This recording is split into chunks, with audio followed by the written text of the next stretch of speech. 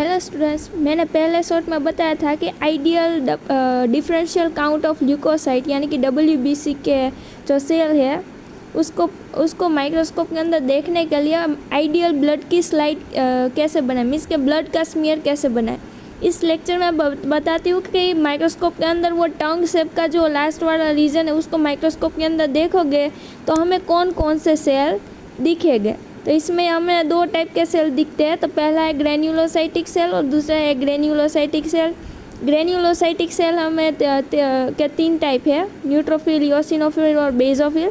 देख रहे हो इन तीनों में क्या डिफरेंस है, न्यूक्लियस रीजन डिफरेंट है। इसमें पहली फिगर न्यूट्रोफिल है, 3 लोब है, इओसिनोफिल है तो 2 लोब प्रेजेंट है, बेसोफिल में क्या है वो भी सी शेप का दिख रहा है उसका न्यूक्लियस।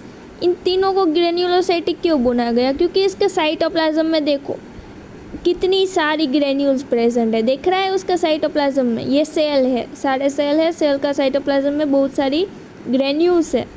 और इसको डिफ्रेंशिएशन इन तीनों सेलों को कैसे करोगे, बेस्ड ऑन दैट न्यूक्लियस। इसका न्यूक्लियस रीजन में लोब है, उसके अकॉर्डिंग हम आइडिया लगाते हैं कि ये कौन सा सेल होगा। दूसरे सेल माइक्रोस्कोप के अंदर हमें दिखेंगे इसी प्रैक्टिकल के अंदर, एक ग्रेन्युलोसाइटिक सेल। एक ग्रेन्युलोसाइटिक सेल में लिम्फोसाइट और मोनोसाइट होता है। जनरली देखा जाता है लिम्फोसाइट के सेल है उसके अंदर वो जो न्यूक्लियस वो बड़ा वाला होता है। मोनोसाइट में न्यूक्लियस ऐसे बादाम शेप का में काजू के शेप का में दिखता है। इसको एक ग्रेन्युलोसाइटिक सेल क्यों बोला जाता है, क्योंकि देखो इसके साइटोप्लाज्म, ये दोनों सेल है उसके साइटोप्लाज्म में क्या ग्रेन्यूल्स प्रेजेंट है, नहीं प्रेजेंट है ना। हाँ, तो इसलिए उसने एक ग्रेन्युलोसाइटिक सेल बोलते हैं।